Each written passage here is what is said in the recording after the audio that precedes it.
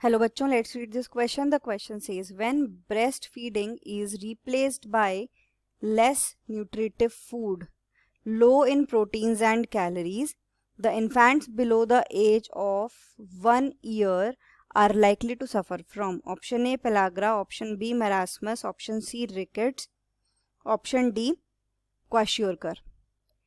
तो इस क्वेश्चन में ये पूछा गया है कि अगर 1 साल से छोटी उम्र के बच्चों में ब्रेस्ट फीडिंग को रिप्लेस कर दिया जाए कम न्यूट्रिशियस फूड के द्वारा जिनमें प्रोटीन्स और कैलोरीज कम होती हैं.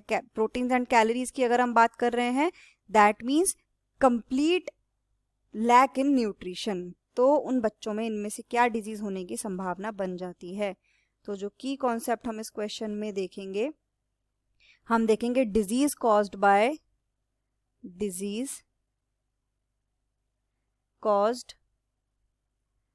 due to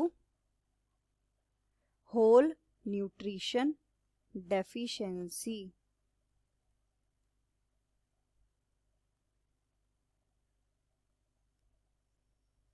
right.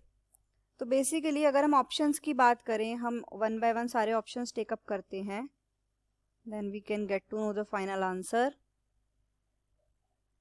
फर्स्ट हमें दिया हुआ है पेलाग्रा, दूसरा है marasmus,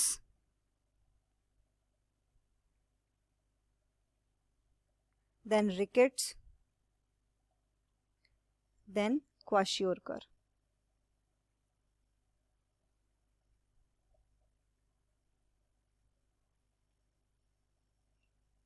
this is kwashiorkor disease. तो ये हमारे पास 4 ऑप्शंस हैं. तो अगर हम पेलाग्रा की बात करें, पेलाग्रा किसकी वजह से होता है? Deficiency of vitamin B3. Vitamin B3 deficiency कह सकते हैं. तो इसमें विटामिन B3 यानी कि नियासिन की और ट्रिप्टोफैन की डेफिशिएंसी हो जाती है. और पेलाग्रा में क्या होता है? डर्मेटाइटिस होता है, डिमेंशिया होता है, डायरिया होता है, and it can also result in to death. इसमें हमें बेसिकली D3 मिलता है, डायरिया, डिमेंशिया एंड डर्मेटाइटिस. ये हमें प्रॉब्लम्स इसमें पेलाग्रा में मिलती हैं. और ये विटामिन B3 की डेफिशिएंसी की वजह से होता है, ना कि होल न्यूट्रिशन डेफिशिएंसी की वजह से. तो यहाँ हम देख रहे हैं कि पेलाग्रा हमारा आंसर नहीं होगा. देन कमिंग टू मेरास्मस, कि जो मेरास्मस होता है, मेरास्मस क्या होता है? तो ये एक सीवियर फॉर्म होती है माल न्यूट्रिशन की,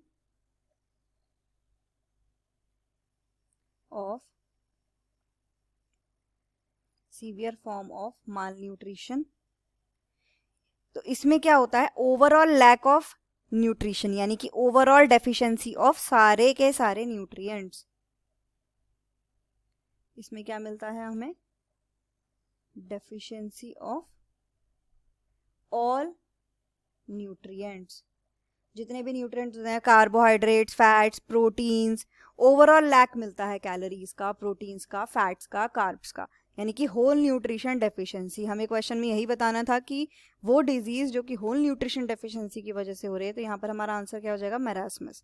अगर हम रिकेट्स की बात कर रहे हैं तो रिकेट्स कॉज होती है due to vitamin D deficiency. Vitamin D की डेफिशिएंसी की वजह से कौन सी डिजीज कॉज होती है?